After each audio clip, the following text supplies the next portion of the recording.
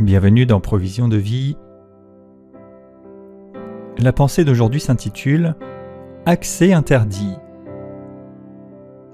Éphésiens 4 au verset 27, il est écrit « Ne donnez pas accès au diable ».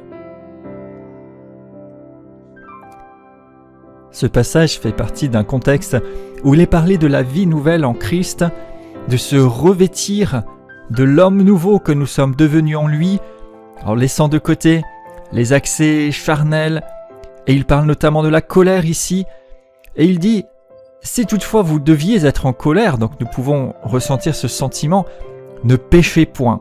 C'est-à-dire ne vous laissez pas aller à cela et ne faites pas l'erreur de vous laisser emporter par tout ce que la colère peut produire et faire de mal.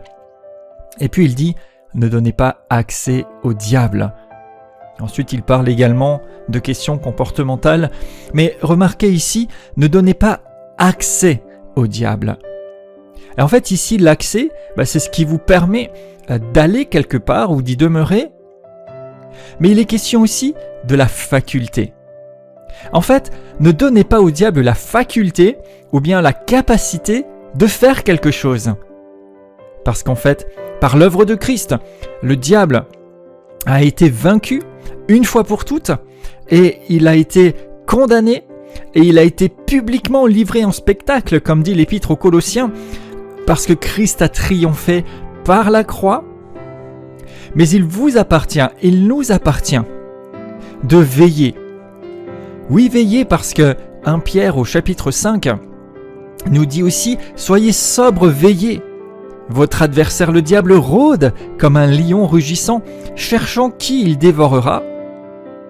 Mais résistez-lui avec une foi ferme.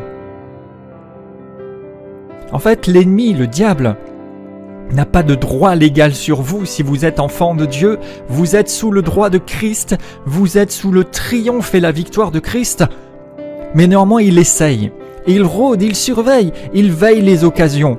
Alors ne lui donnons pas l'occasion, mais résistons avec une foi ferme. L'accès interdit.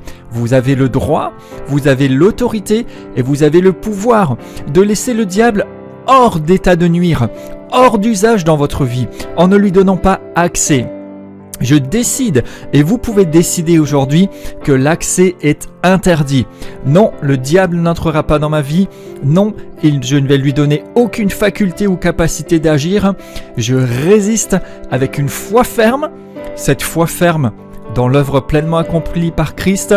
Cette foi ferme dans mon identité en lui, qui fait que je ne cède pas aux tendances charnelles ou humaines, mais que je suis rempli du Saint-Esprit, rempli du fruit de l'Esprit, et je ne donne pas accès. Je déclare au nom de Jésus l'accès interdit dans ma vie, et pour chacun de ceux qui associent foi à l'œuvre de Christ,